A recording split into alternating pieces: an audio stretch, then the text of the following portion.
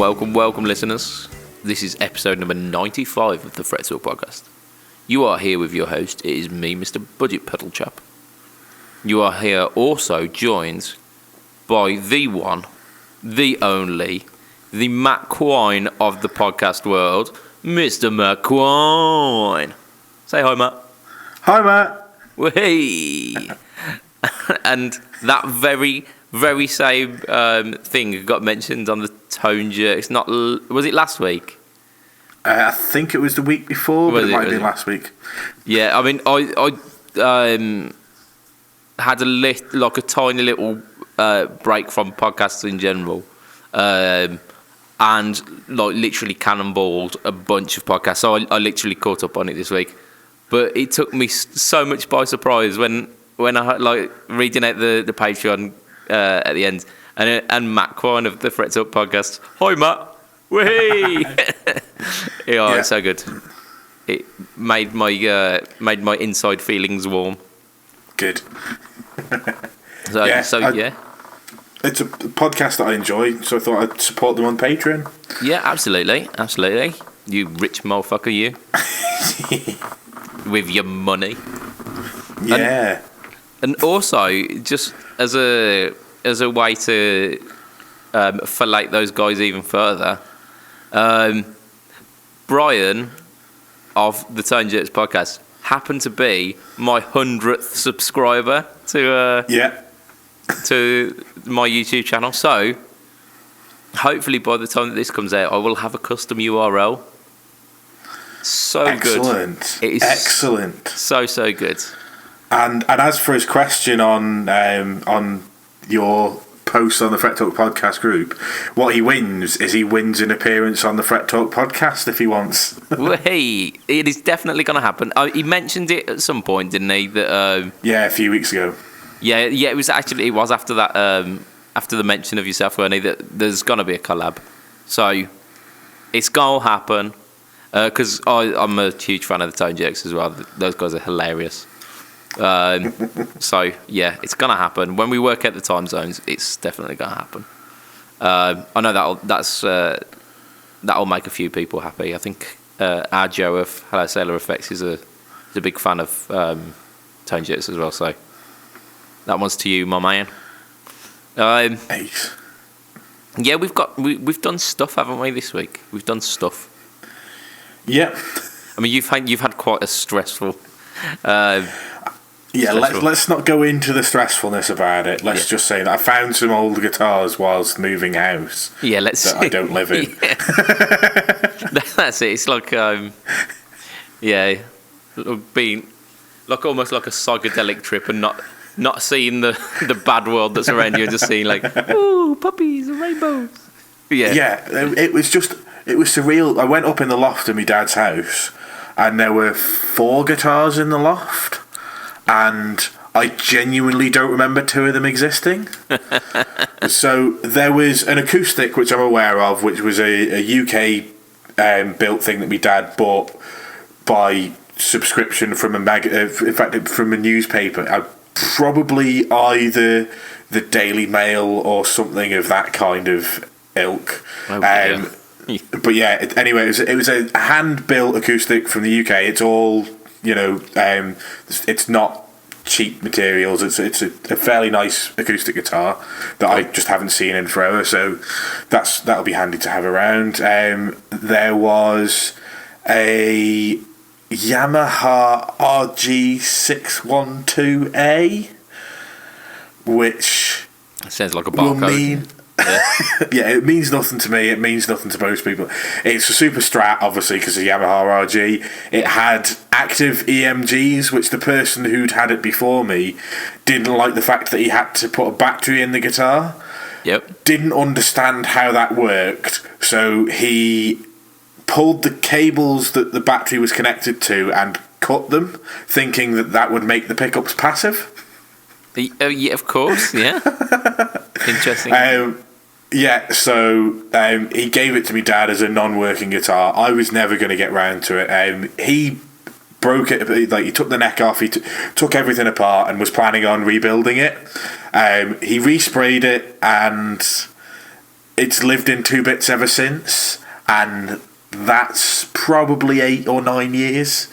And yeah, neither of us are ever going to get around to putting it back together, buying pickups to put it together, installing the Floyd Rose and setting it up properly, and all of that rubbish. Yeah. So I just took it down to, along with the 2 guitars that I'd never seen before, took it down to one of the music schools over here and said, if you can put it back together and do something with it, great. If not, put it in the bin or whatever you want it to do with it. It's your problem now. Yeah, the 2 guitars that I took there that they will use. One of them was a Gear for Music 2-tone Snotburst Strat. Oh, nice. Yeah, okay. No idea where that's come from. I've never had a 2-tone Sunburst Strat, so I assume my dad's picked it up at some point and and just went, shit. Yeah.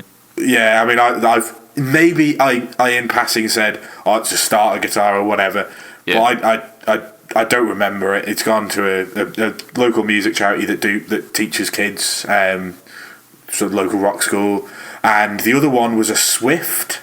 Is that okay. Right? Swift. Oh yeah, I've heard of Swift. Yeah. Not particularly well thought of, but yeah, it had a Floyd Rose style trem system, I want to say.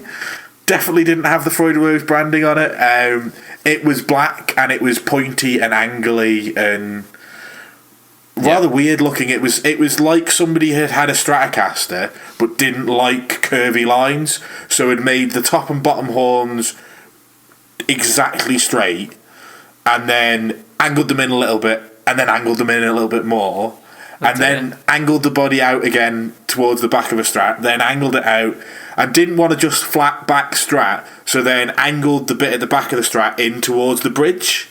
Oh.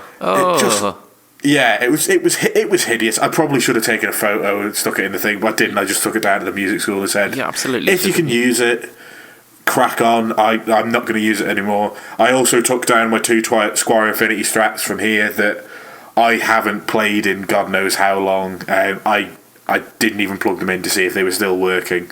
They've not been played for a long time. I don't intend to play either of them for a long time. I'd rather see some kids who don't have any instruments that want to learn get use of them than have them sat in my house for however long. Absolutely, man. That's very noble of you. Very noble. Passing the torch on. I know. It was a couple of weeks back. We were getting all gushy about music, and one of our listeners says, "You got to stop, man! You're making me cry." So bring on the tears. Bring on those tears. Yeah, the one thing I did find that I thought I'd sold was my Epiphone SG 310 that we talked about the other week. Oh yeah, cool. And I think I've got some plans for that. It's not going to stay as it is because the cheap Epiphone pickups are not great. I don't know if I ever told the story, but basically I bought it and it had a neck break and the guy had kind of left it together. So we replaced it because it's a bolt-on neck. It was easy enough to replace the neck. Rather than fix the headstock and sort all that nonsense out, we put it was a Chinese brand. I think it's called Signature Series or something like that. So it wasn't like a really expensive neck that we put on it, but it serves the guitar excellently. To be honest with you, it's set up with a fairly nice action on it, and my intention is to put some Fletcher pickups in it at some point. My man, for down the line, but because I'm changing jobs and I've been doing shifts for the place that I'm going to move to over weekends. My pay at the end of June should be more than a normal month's salary, shall we say. So there should be some spare money floating around. So I think my intention is at the end of June, work out how much that is. Hopefully send off the wide range humbuckers from my telly to Fletch, get him to rewind them however he likes. Yeah. And pick up whatever I decide to put in the SG. I at the moment I'm thinking about a Hyper Fletchtron. Okay. Okay. For the bridge, and maybe some form of overwound P90 for the neck. Interesting. Just because it'll sound something completely different. Because obviously I'll need a standard humbucker size Fletchtron, not a normal Filtertron style. Because it's right. That's what the body's kind of there and has kind of routing for already. So I'll go for that. That's what I think at the moment, but it's 2 months away at this point, so anything could change. I might decide to put something totally different in it by then. Well, I've got something I'm going to mention a little bit later on, which may sway you that way as well. So we'll excellent. See. Yeah, so that was a lot of what I've done, but obviously moving house wasn't my house that we were moving, but it's the house that my mum and dad owned together. I was house sharing with my mum, basically paying half the rent because she was paying the mortgage on the place that she wasn't living in and the rent on the place that we were. That's no longer happening. So mum's finally, once they've sold that house, is going to get a mortgage, and I'm moving, and I need something for silent recording because we're moving into a first floor flat. So we'll have upstairs neighbours, downstairs neighbours, and neighbours to one side of us. And yeah. You can guarantee that at least one of them isn't going to like the sound of a valve amp. Yeah, well, yeah. So that's pretty much the situation that I moved from. And although I never really got any complaints, I was always very, very aware that if I was playing it on sociable hours, that yeah. So yeah, very, very. Very astute of you to recognise that as a thing that you'll need to take into consideration. We've had a little bit of a talk about it already, haven't we? About the silent the options for silent practice, and I think you posted it up with some suggestions of what you may be looking for, and it weren't just for silent practice, was it? You said. Yeah, well, I've never ever done any recording in my life. Well, okay, I've recorded one song with my school band that I had. That God knows where the recordings are, and as long as they stay far away from me, I'll be more than happy. But I'd like to do a bit of recording myself. I mean, I've messed around with GarageBand with an iPad, like the very watered down version of GarageBand you get in there. Never really recorded much, and I'd kind of like to be able to do that. So I want something that I can use as an interface as well, really. Yeah. And it was whether I want something that I'd have to use as an interface to silent record, or whether I should get something that could make sound on its own into headphones, maybe, or be used as an interface as well. And kind of my mind immediately jumped to the HX Stomp. Yeah. But I don't know whether that's overkill, and some people think it is and some people think it isn't, and I don't know. So the kind of things that I'd be taking into consideration if it were me looking for something along those lines, the primary function is pretty much going to be practice, because you're not going to be recording every night of the week, whereas you might be using it for practice. And for it to be practice worthy, it needs to sound good, or sound good enough to inspire you. Because if it doesn't do that, then you ain't going to want to practice. It either won't get any use, or it'll put you off playing, which is the opposite of what you want. Yeah. But as well as that, from kind of my experience and my knowledge of what I'm like, convenience also needs to be part of that. Because if it requires plugging this into that, into this, into then having to set this level and that level and all this, by the time you're at that point, any inspiration that you had to play and practice will be out the window. So, I mean, I suggested the HX Stomp might be a good solution, because it's all encompassing. It's literally just everything's all in the box. there are plenty of people who use it, who use the Helix stuff as an interface. I think Andy Ferris has at some point used it and has vouched for it. Moog as well, who's a occasional podcaster and just general chap around the forums. He's an avid user of it, and he suggests it's like as good as amps under certain circumstances. So yeah, I think the HX Stomp is a really, really strong contender for that. There are other options like the Moore GE200, is it, or something like that? Yeah, they've got similar recently. Similar stuff. I think Joyo has recently come out with one, which I can't remember what it's called, and we're not mentioning today. But they've come out with something which is being touted as a contender for this kind of stuff. So I think from that you can lump into like the category of like multi effects, like next gen multi effects, because a lot of them do have that USB interface kind of capacity, even to to like down to stuff like the Line 6 Amplify. It's a very much watered down version and definitely wouldn't sound as good as the Helix.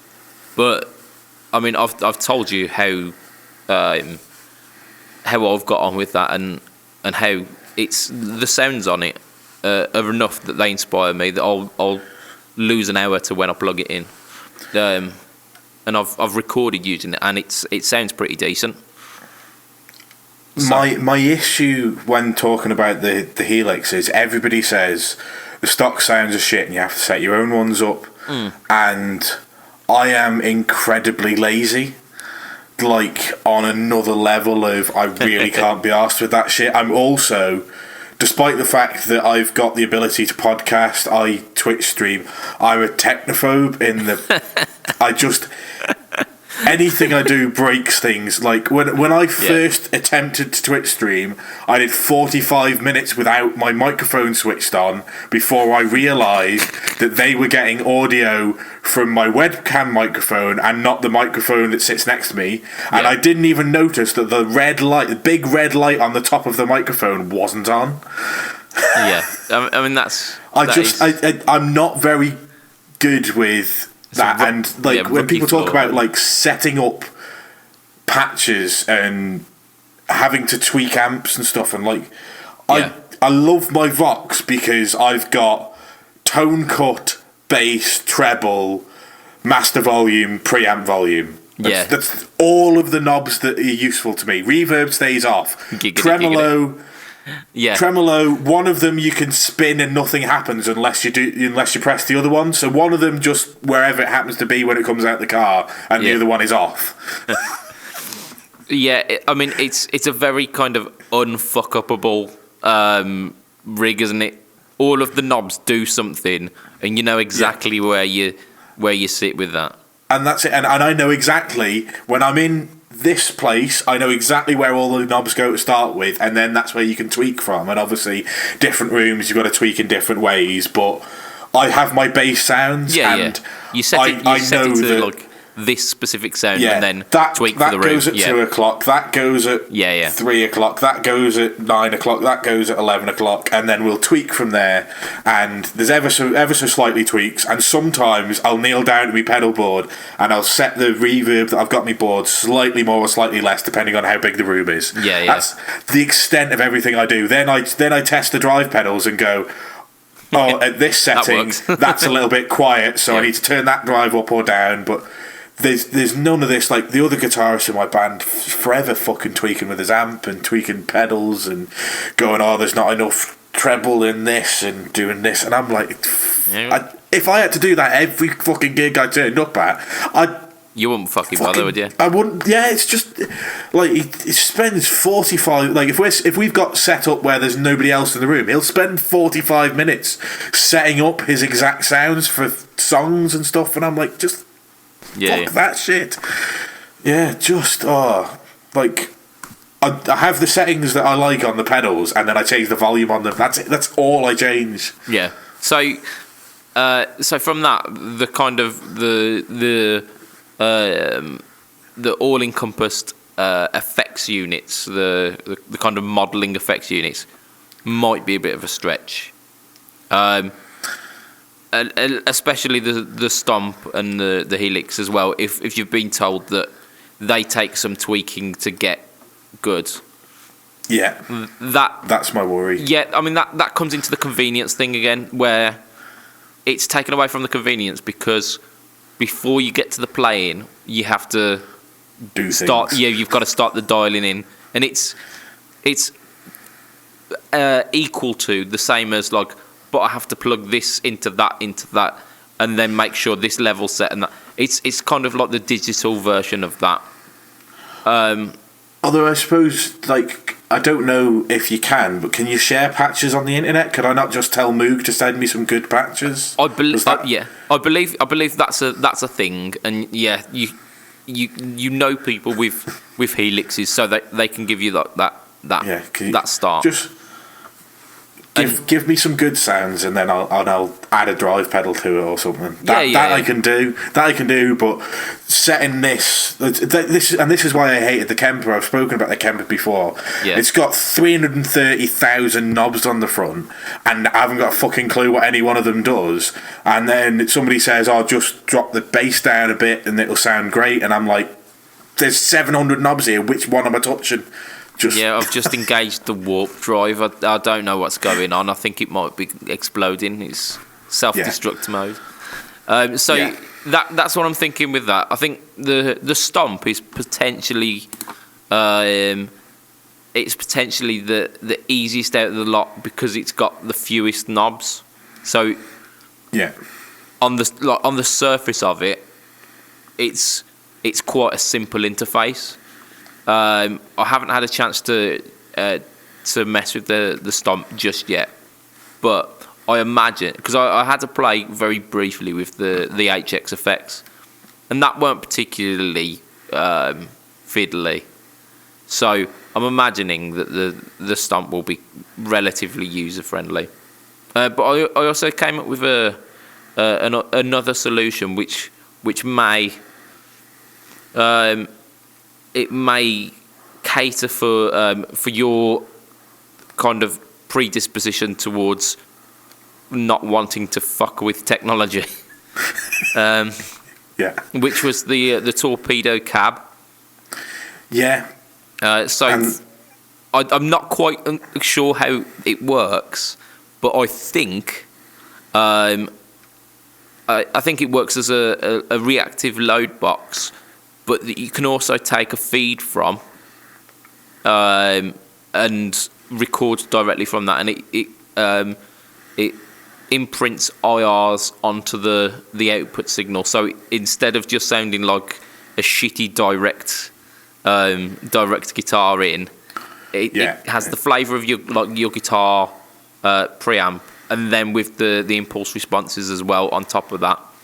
That then allows you to be able to plug into your pedal board, so an entire kind of palette of effects that you know and love and get inspired by when you play, and using the interface of your amp as an option. Yeah, I mean, my only concern with that is, does that plug in to where you'd normally plug the speakers in? How do they connect to a valve amp? I believe it's between preamp and power amp. So, after the power amp. So after the power amp, before the speaker. Just like an attenuation box. Yeah, I just don't know whether that's possible with the Vox, because I don't know how the speakers are connected, whether it's jacks or whether it's like just hardwired in. Because obviously I've got a 212 just hardwired. And that combo. If it's like hardwired speakers into it, it might require a small modification where it's converting those into a jack. Which that would be a bit of a pain in the arse. but then ostensibly gives you the almost kind of the perfect solution for not having to learn anything else. There is something on the back of the Vox that's something like where like there's an option where you can plug an external cab in and there's something else next to it, and I think it might be like a direct out from the power amp. I'd need to have a look at it, but yeah, it's something I need to do a bit more research on. It's like I say, I'm not going to be moving in the next couple of months because, unlike my dad, my mum's going to plan and not try and cram everything into 4 days. So I've got time to think about this. Yeah, definitely. But I think we've come up with some pretty strong solutions, and there were even more than that being suggested as well, weren't there? Yeah. So you've got like plenty food for thought on that, and yeah, I mean, if you've got some money coming your way as well, that should make things a hell of a lot easier. So, yeah. So where do we get to? I mean, I haven't mentioned anything that I've done this week, and you haven't. We're already my bad. We're already kind of halfway. No, it's fine. I mean, that's a pretty. It was a pretty meaty topic anyway, and that's what we're here for. I was going to say, it serves as an extra topic, doesn't it? It's not just something that's unique to me. I'm sure there's somebody else listening who wants silent recording or silent practice. Yeah, I mean, I'm kind of looking a very similar one, which is why I've been researching onto the torpedo cab, because I want to get a silent recording solution for doing pedal demos, because at the moment, in my old place, it was a case where the neighbours are a problem, and doing anything recording wise, I'd have to make sure it was during a time where you couldn't really complain about it, and even then it weren't like blasting amps. But now it's like moved to a house. Wherever I am in the house, I'm going to disturb someone if I want to do some recording. So recording opportunities usually happen when the kid is in bed. And I've been a parent long enough to know that you don't wake a child when he's in bed. Yeah, very much something to avoid. Yeah, so being able to have, and I thought about like having the stomp as the amp solution and being able to plug pedals into the front of that, but then thought the most authentic version would be able to do a silent version of my own amp. So that's where I came up with the cab. Yeah. And they do get rave reviews, but I've got to like do a bit of research into exactly how it works and if it does work like that, because it's just been a kind of cursory glance at the moment. But yeah, I've done some stuff this week. So I've been making pedals again. The past couple they've been all like absolutely sound. The finishing jobs on them have been all straightforward and they've looked awesome, and yay. I've got kind of two enclosures on the go at the moment, and I was doing some spray jobs and it was looking good, and then just suddenly one of them decided to fuck up royally. Like, oh shit. Thanks for that. Yeah, so I thought, okay, I'll play on with the second one. Second one then decides to fuck up as well. Like really weird kind of orange peel effect, and it's in fact it goes beyond that. It's like shrinkage, which then requires stripping it all back, and so the wind has been knocked out of my sails with that. I'm going to get back on the horse, but I need to give it a couple of days where I just step back from it and do some curse words under my breath. But I've also I went to see Mr. Fletcher a couple of weeks ago, as I mentioned, and I got my weird Snotburst SG back. But I finally had a chance to play he refers to them as the staple P90 set. because they're built in a very similar way to the old 50s Gibson staple pickups. And they sound great. I mean, you would expect nothing less, but they're a really strange P90. They're really bright sounding, and really like very single coily sounding.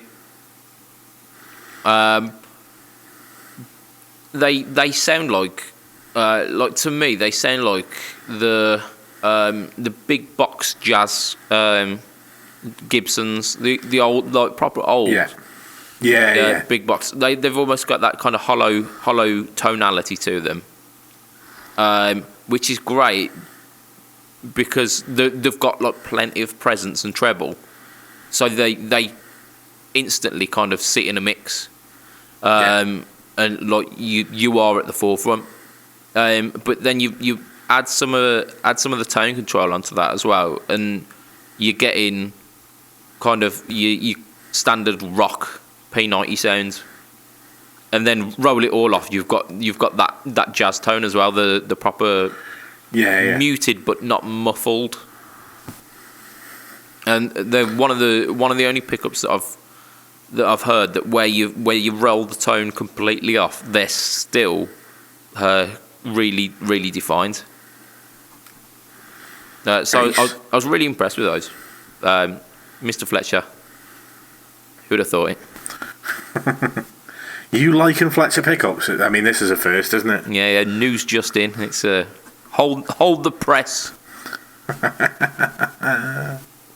But whilst I was like getting acquainted with these pickups as well, Fletch sent me a little picture message of the things that he's kind of thinking about putting in my my Flying V.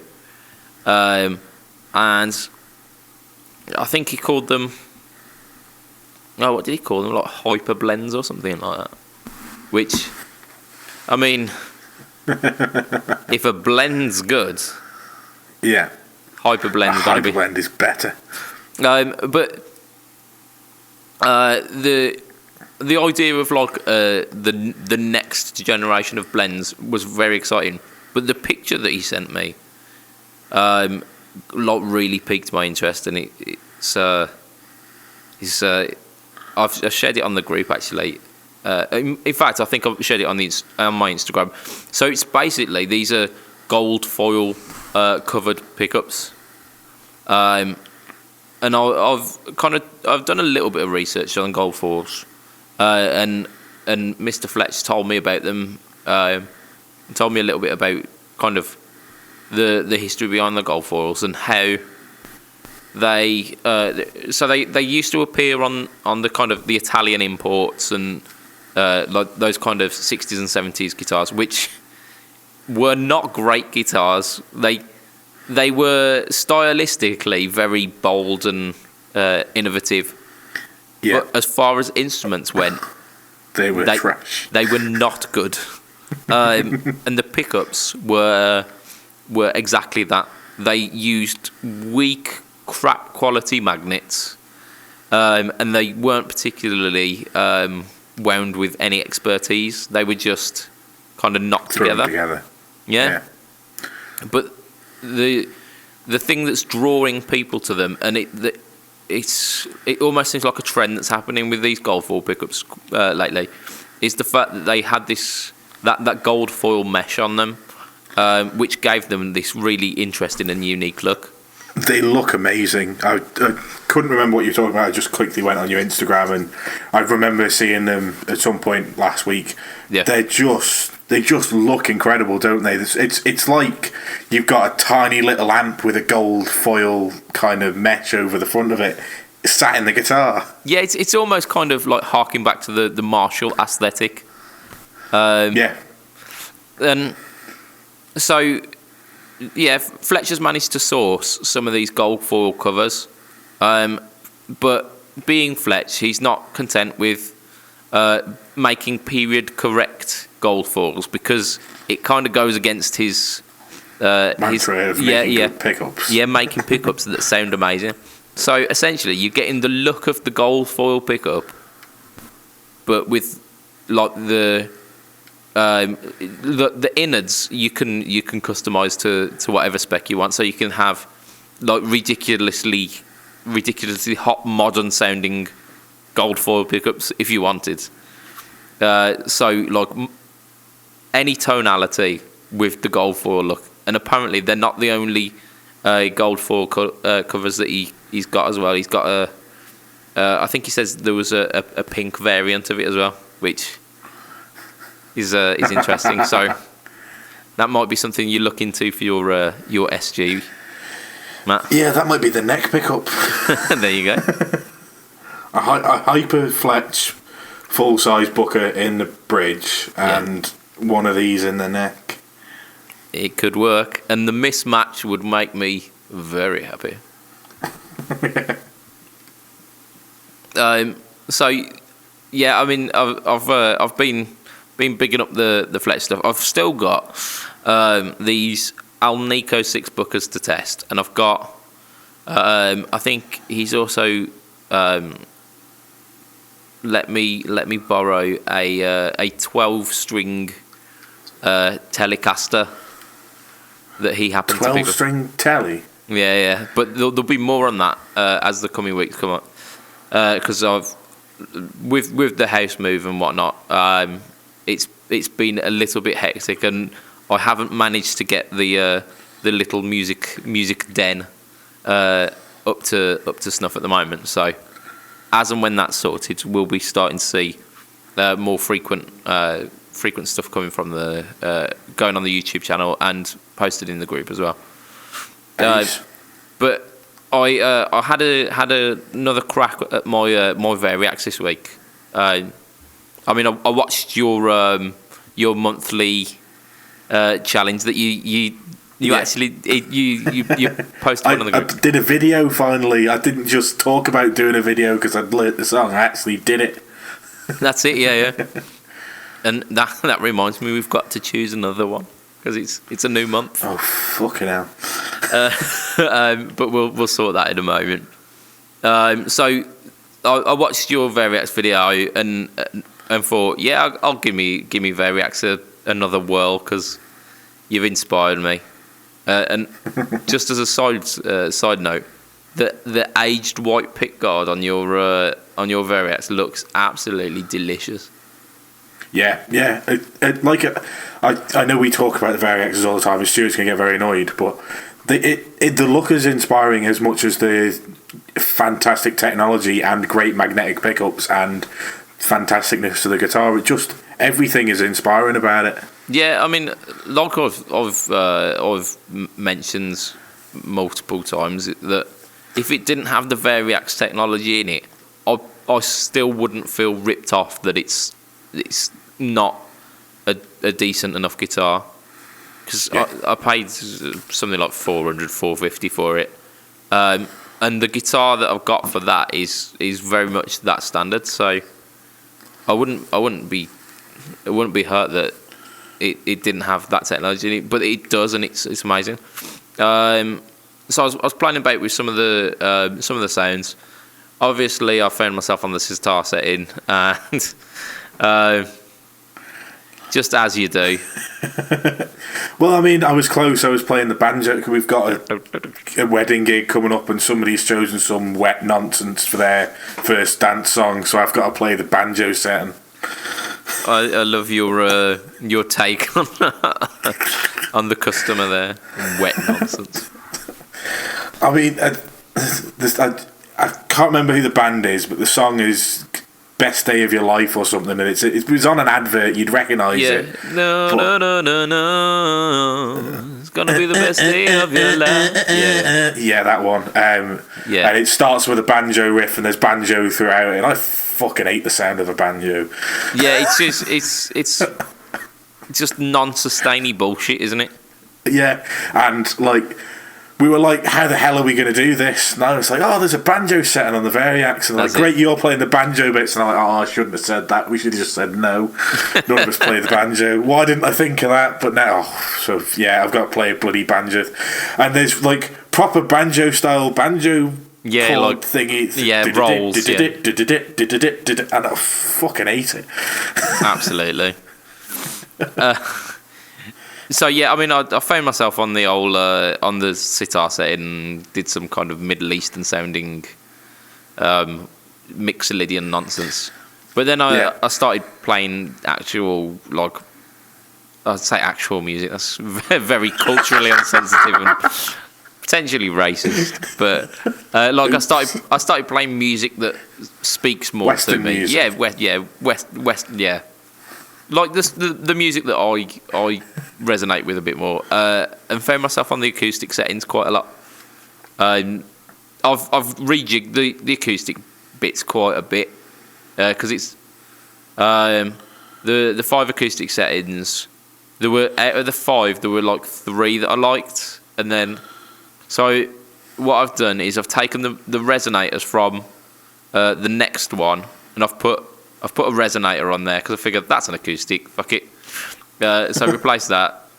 And I might have put 2 resonators on it actually. But yeah, so I've basically got like a thin-bodied acoustic sound and a jumbo acoustic sound, and it's made me realise I really like the sound of a good sounding acoustic. But I will never own one.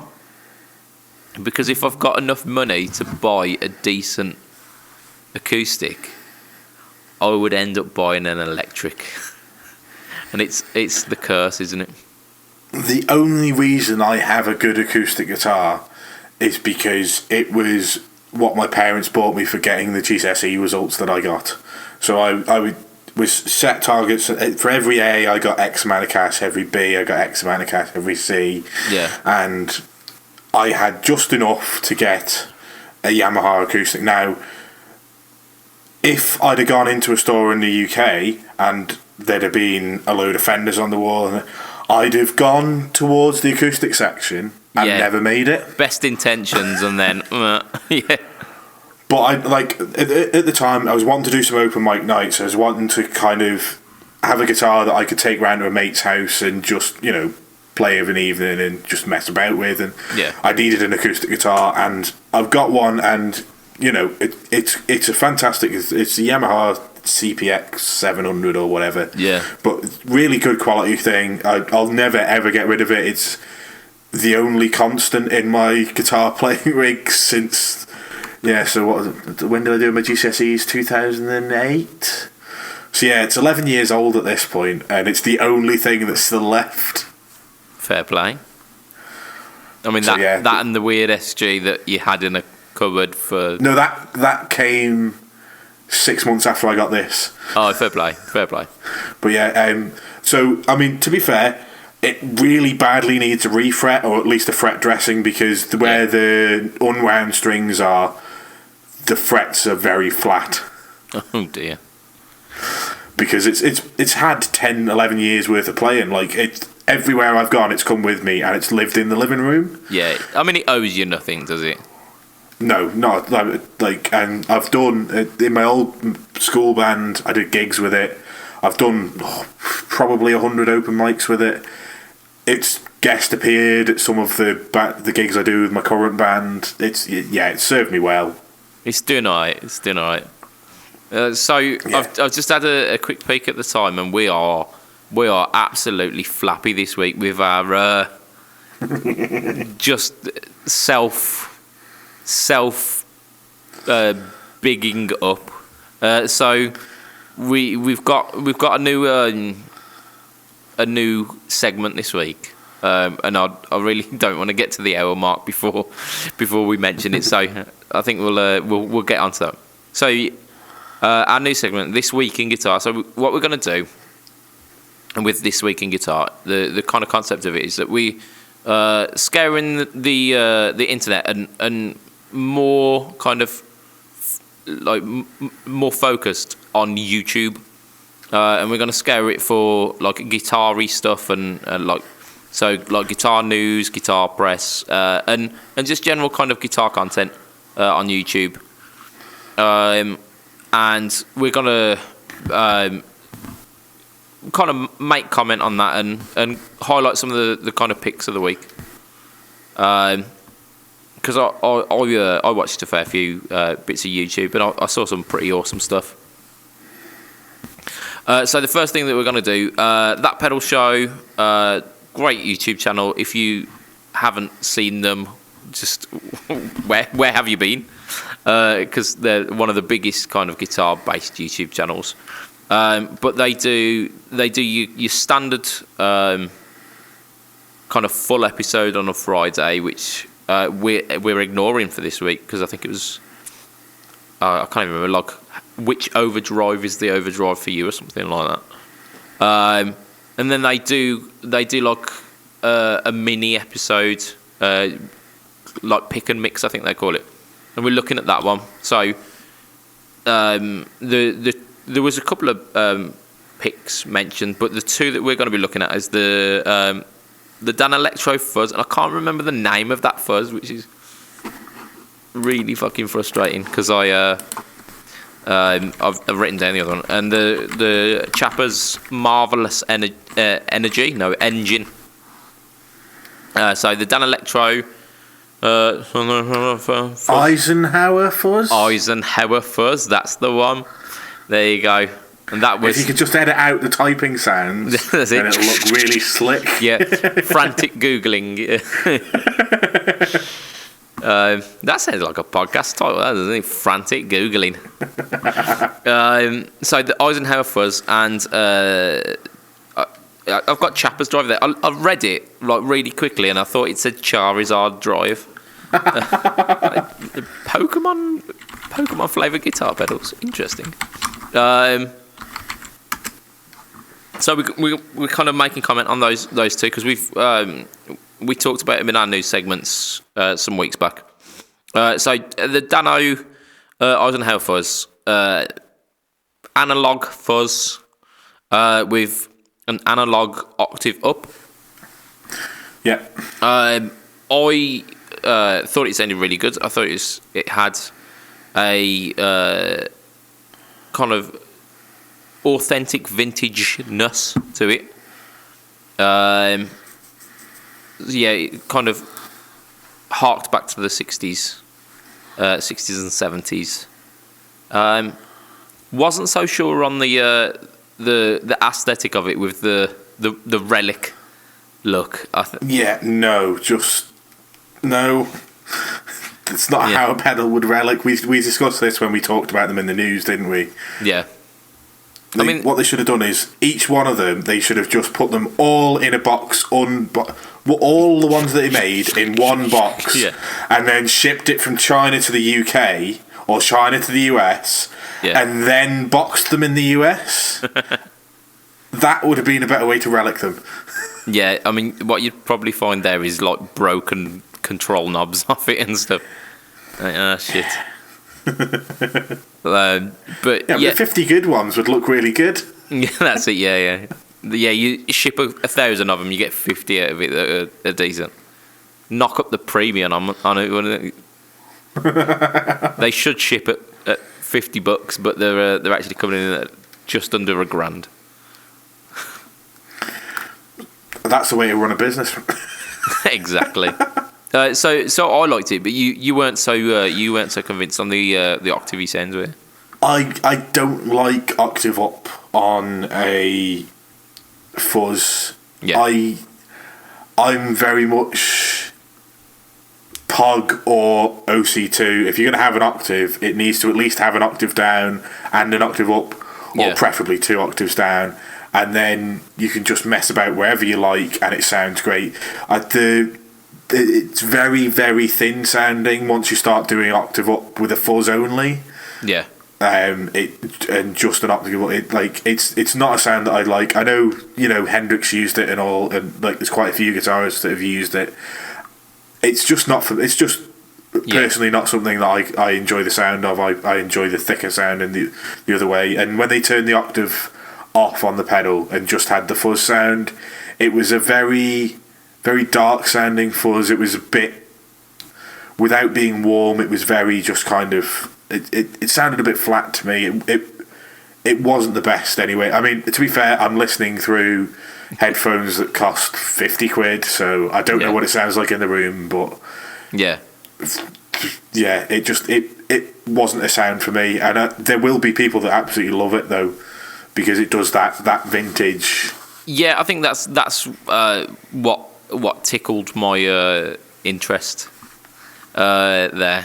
And as a defence to that sound, the analog octave up, because it sounds like the octave that you like is very clinical and precise. Yeah, that's not what it's designed for. Yeah, I get it. Yeah, I mean the way that the analog octaves work is because with digital ones they literally process the signal and like digitally pitch shift it. That's not possible with an analog one, and it does it through a series of like clever filters. So it filters out like harmonics essentially, like within the original signal, which is why you get that thinning out of the sound.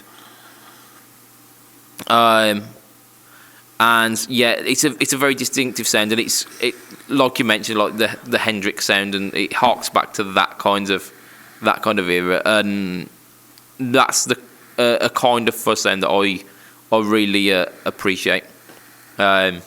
So I really digged that particular sound. But yeah, let's move on to the marvelous engine, the Chappers one. So yeah, overdrive pedal, apparently made in the UK. The one thing that really struck me from that pedal show, almost kind of spotlight demo, or kind of semi review on it, is that they really struggled to describe it and to give it any good feedback, which I thought was very interesting and very telling as well, isn't it? Yeah. I don't know.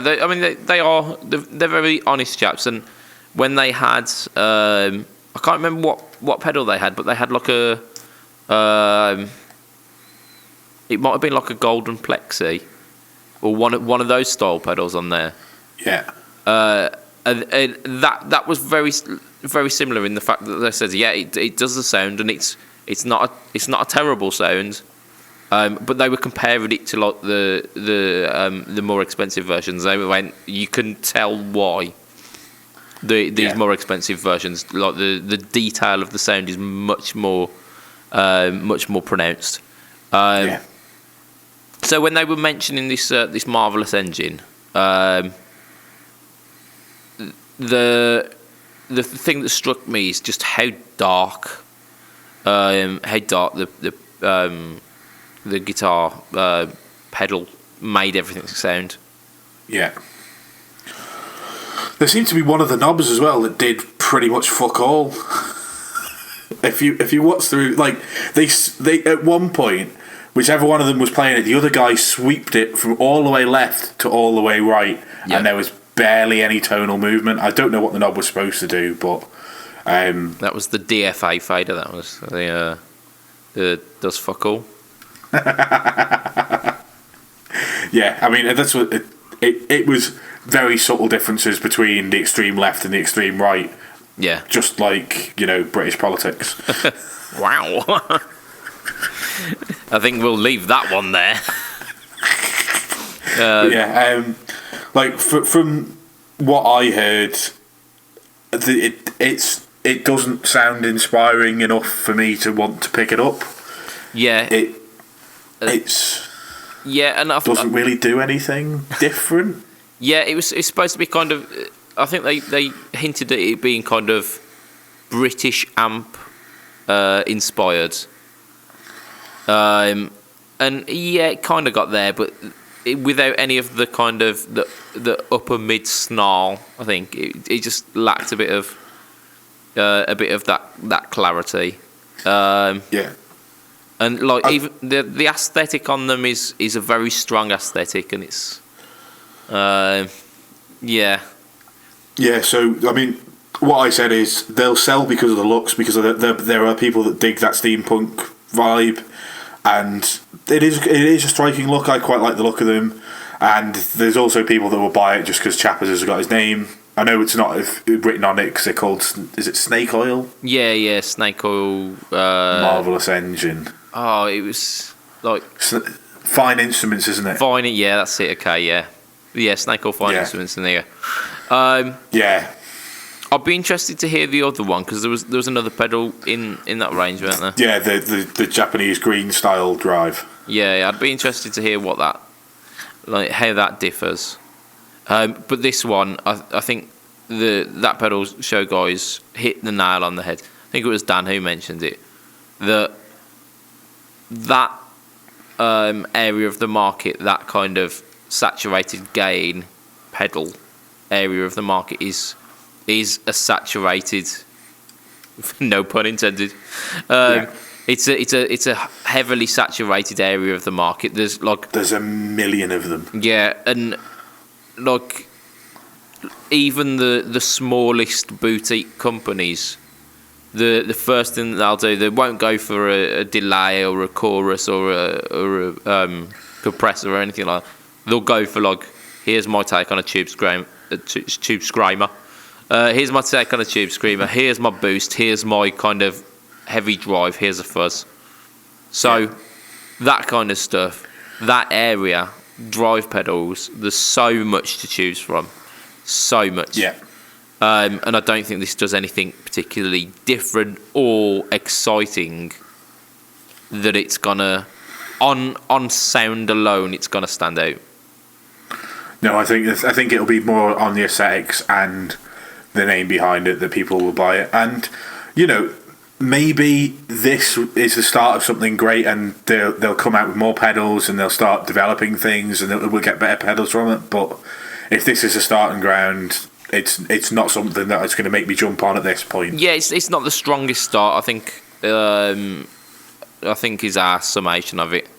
But yeah, like more power to Chappers and the company that will kick off, and then because I think we're saying the aesthetics are really, really strong, and we like the idea potentially of these like really heavily steampunk inspired pedals. It's just they're not hitting the mark at the moment. So second one we're going to go for InTheBlues, which is a channel that I've been following for probably the best part of like 5 or 6 years. Doing a review of a Harley Benton Cabronita style Telecaster. Harley Benton TE90 FLT. Yep, it rolls off the tongue, doesn't it? So essentially, very, very similar to your Cabronita in the sense that it's dual Filtertrons. Yeah, well, yeah. So yeah, Filtertron looking pickups. It's Filtertron looking pickups. It's a 3-way switch. It's got a volume and a tone though. This one has, isn't it? Yeah, and the it's in the Les Paul place the switch rather than behind the bridge where mine is. Okay, yeah. So. For all intents and purposes, it's a Cabronita. Yeah. I mean, and you paid like multiple hundreds for yours. I think mine was just shy of £600 new. Yeah, so I mean that's the kind of the premium bracket, and they even did higher than that, didn't they? They did like they did when Fender did their last run of Cabronitas, they started off with custom shops, which were £1,800. Yeah. They then did the Mexicans, which is what I've got, which were I think £650, £700. Yeah. Somewhere around there, and I got mine on a deal, and then they did. Yeah, they did the Squires, which all 3 brackets had the same pickups, and then they just it was basically just the rest of the electronics in the woods that kind of changed as they kind of went down. And the Squire, they also did one with just the neck pickup, and they did a normal telly pickup with a Bigsby. Yeah. Oh, I've coveted one of those for a while. But yeah, so we're talking kind of like custom shop money, which is grands. Then we've got the Mexican, which is like hundreds of, and then the Squires, which like 200 to 300 ish. Yeah, I think they started at 300, and kind of by the end of the run they were down to about 200. Yeah, and you probably, if you're looking for one of those on the used market, you're not going to get it under 200 these days. I wouldn't have thought, at least anyway. No, they were very short runs, very limited runs. The Mexican ones, my Shoreline Gold one, they don't go because the people who bought them because they like that sound. Yeah. The last Shoreline Gold one that went on eBay that I saw went for the same price that it was new. Yeah, so I mean they're retaining and they're quite coveted. So if you wanted to get something which followed the aesthetic, but without chasing that custom shop or the Mexican or even the Squire kind of money, Harley Benton's offering that at, I think we saw it at like 160 to 170 ish, depending on the exchange rate on the day. Yeah, which is near bad. So it's got that strong kind of Cabronita aesthetic. I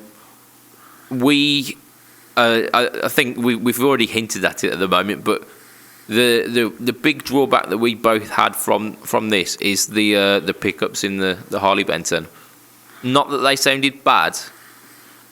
Which no, not at all. Because the what they called the Roswell pickups aren't necessarily like bad sounding pickups.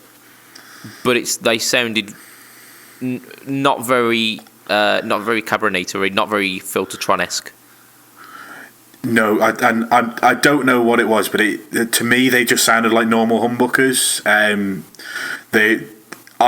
I'm guessing what they are is mini humbuckers, because obviously they're not quite the same size as a normal humbucker with a Filtertron style case over the top. That would be my guess, and I'm not saying that's what it is, and I'm not. Yeah, that's just my opinion of what it sounds like. Is it sounds like a normal humbucker or a mini humbucker has been sort of crammed into that housing. Yeah, absolutely. I thought exactly the same. I thought there was too much kind of mid-range going on for it to be a Filtertron.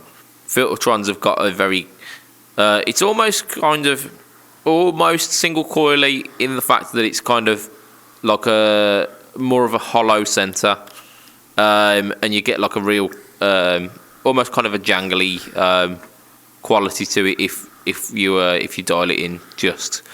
And there was none of that with this Harley Benton. You also mentioned the tone control being absolutely useless. the guy went, here it is at full tone. Yeah. Here it is at half tone, and it sounded exactly the same. Here it is a little bit low, and it sounded exactly the same. Here it is a little bit low, and I was like, oh, maybe there's a little bit of top end rolled off. Here it is off, totally off. Yeah. Like, totally got rid of all the top end. I was like, it's just basically a switch. I mean, it's the lower end of the price point. Yeah, you're never going to get a fantastic sweep on a tone control. Fair enough. I think that's what you've got to chalk it down to, haven't you? Chalk it up to. And I mean, obviously, there's YouTube compression in there as well. You don't know that that's maybe taking away some of the highs that the tone control was taking away as well. And actually, there is a better sweep. Couldn't tell you. I'm not a sound technician. I just know that YouTube has extra compression. Oh yeah, absolutely. YouTube will wreck your audio, because there are things that like I've recorded and then it sounded absolutely amazing on my computer, and I'm like, yeah, that's a quality video, and then I put it on YouTube and it's like, oh dear, like the actual quality of the audio has decreased to a point where it's making what did sound awesome sound quite average. Yeah. So it's very difficult to judge on that. But yeah, knowing the price point that it's at, and knowing that like I've played Harley Bentons before, the electronics are very much that price point. I mean, they're better than what we would have had for that price point. Oh god, yeah. Yeah, like 10 they're years better ago. than anything you'd have bought 15 years ago at that price point. But That's I it. mean, the other thing that really irks me about this is the fucking reverse headstock. Yeah, Just yeah. I think that's... Get in the sack. It's just unneeded, isn't it? But it Yeah. sets it aside from the original carburetor, so maybe that was the choice. And maybe it's kind of pointing towards the people who are looking towards the Chapman stuff as well. The ML3, is it? Yeah. Whichever the telly one is. Yeah, so maybe that's it as well. But who knows? It's not a hit for me, that one. I think what we're gonna do, we're gonna wrap it up after our final this week in guitar, and I think we're gonna end on the DaveRage review, because we're coming up to time anyway. But I wanted to mention this one because it was I really liked this guitar. So DaveRage at the end of last year when we did the interview series, we had a little competition with DaveRage, but he's done a review recently of a guitar from a company called Maybury Guitars, and this is called the Dante Ram T-type. So T-type obviously being shaped telly-esque. Yep. But there was an interesting thing about Dante as well. So Dante was part of like a 2-guitar set, and I can't remember what he called the first guitar. I think it was like the floorboard or something like that. And so the first guitar was, I mean they're both from like a reclaimed wood, and I can't remember what wood it was, and I don't have the the specs up to hand. The high end one was walnut. I can't remember what the other one was. Yeah, and they're both the same shape, but they were basically made as an exercise as to show what Maybury guitars can do at 2 different price points. So the other one had all like sourced and reclaimed parts as well. So like pickups from a certain Squire guitar and a bridge system that was already around, like just had kicking around and whatnot.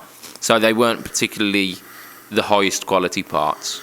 And to be fair, the guitar came out still sounding awesome. But then Dante shows like this is what you can get if you want to spend a little bit more. And yeah, it really shows. Yeah, very, very much so. For not exactly a lot more money, he said something. Was it £500 for the first one, and about £1,000 for the more expensive one, which is not that much, £1,100, something like that. Yeah, I'll have to take your word for it because I didn't get any of the pricing. But yeah, there was not a vast amount, and in terms of like what you can pay for a guitar, it definitely ain't up there. It's a bargain. Yeah. And so the kind of the reclaimed thing made me think back to when we were like in the early days of the podcast. Fender did I can't remember what they called it. They did a couple of guitars which were from reclaimed sources, where like they had like a barn door guitar. Yeah, and they had the seats from some stadium as well, didn't they? Yeah, exactly. The benches from a stadium. Yeah, I vaguely remember. And they did not look great. No. Whereas the finish on this Maybury is brilliant. It's kind of like a burnt stain, isn't it? Where like the grain is like a red grain, and it really pops out against like a darker grain. Yeah, no, they looked fantastic. Like, with the exception of, I didn't like the notch on the bottom horn. It was a telly all the way round until you got very much to the bottom, like the inside of the bottom horn. There was just a notch on it that irked me a little bit. But I mean, these things. Yeah, a bit different. It was. I assume it was an aesthetic design choice to make it kind of diverge from the standard every other T-type shape. And it almost kind of looked Ibanez Iceman-y with the kind of hook on the horn. But I was having a little chat with our chap at Maybury, and he showed me a couple of the articles on Ultimate Guitar, which I think we'll probably share in the podcast group, so you can see a little bit more about this. But it really surprised me that. Well, I don't know why it surprised me. It's the internet, for fuck's sake. But like in the comment section of one of the articles,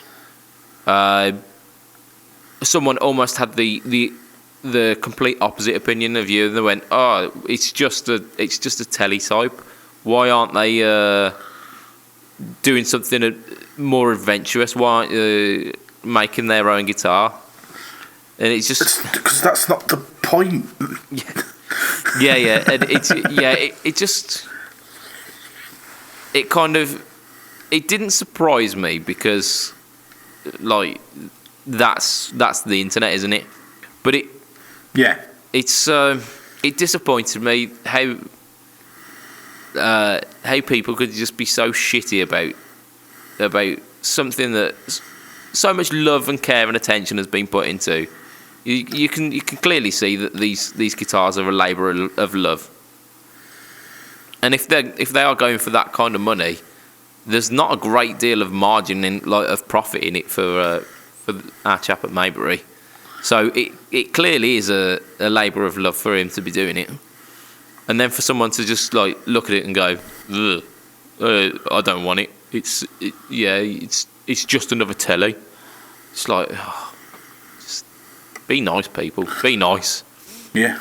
And it's definitely not just another telly either. Like the sound demos, kind of for a telly from that price point, and the looks of it for a telly for that price point, it's nothing like any other telly you're going to get at that price point. It's a custom made guitar for 1,100 quid or 1,200 quid. I think this.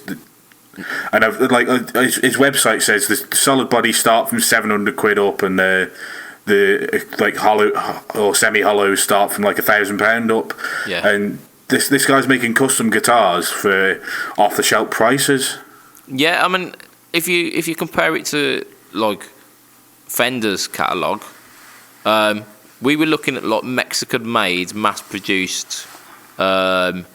Like the Ed O'Brien and the Brad Paisley and those kind of things were that kind of price. They were they were pushing the grand, and they're nowhere near as hand detailed and finished, and the specs are nowhere near as impressive as you would find on this. So yeah, absolute kudos to it, and. Just a big shout out to Maybury Guitars. If you haven't already, if you're on Instagram, go check his stuff out because it is absolute guitar porn. Beautiful. Yeah. Like I say, I've got nothing bad to say about the I didn't particularly like the bottom horn of the telly. I can get over that. Yeah. And that's just an aesthetic thing that it doesn't suit me. It will suit other people. Yeah, absolutely. I really digged.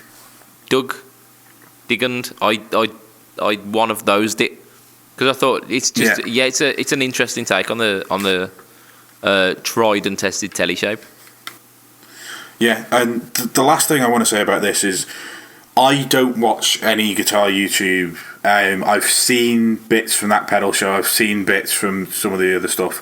I watch your channel when your video is released just because you speak very eloquently. The person that impressed me the most was the DaveRage channel.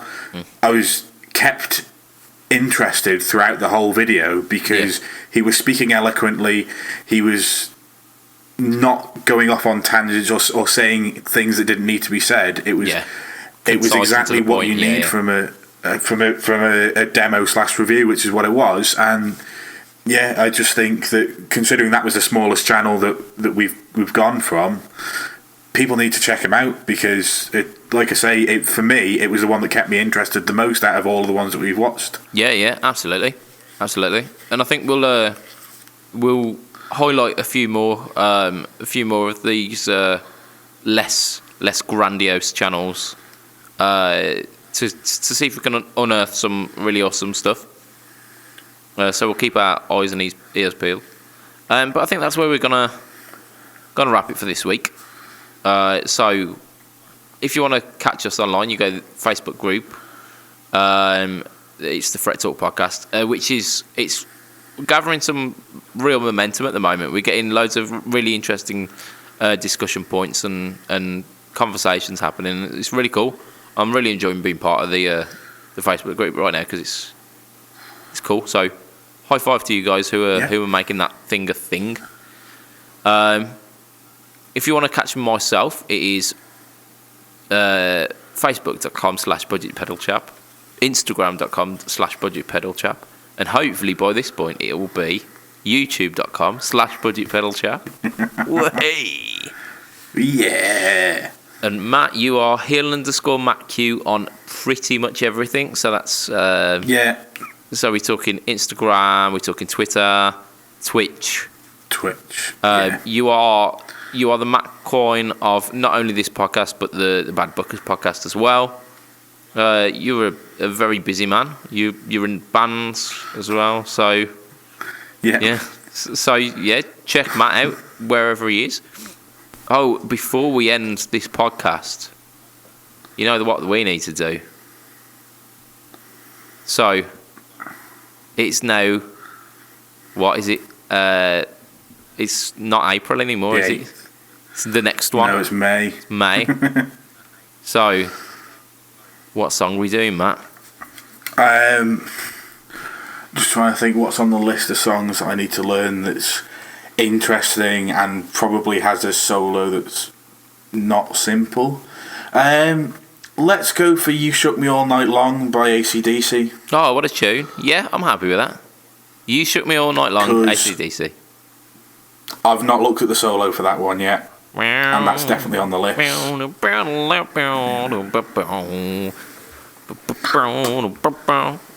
Rather than singing You Shook Me All Night Long, I think we'll wrap it. Massive thanks to all of those people who've pushed for my YouTube subscriptions over the past couple of days. You're absolute legends. Eric, thank you for. I think he shared it on his personal page. So cheers to you, and thanks Brian for being number 100. Woo! Hey. Thank each and every one of you for getting this far and listening. We do it for ourselves as a therapy session every week, but we also do it for you guys. So cheers. From myself, Mr. Budget Pedal Chap. From the Matt Quine of podcasts, Mr. Matt Quine. Say bye, Matt. Bye, Matt. Hey.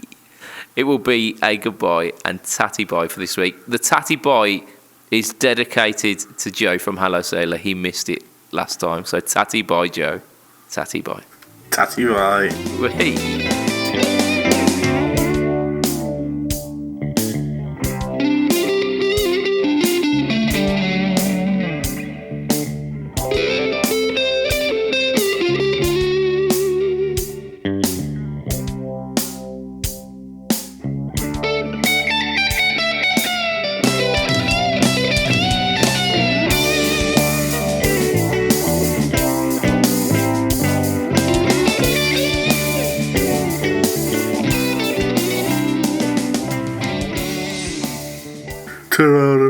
Bit, yeah, that's what we do.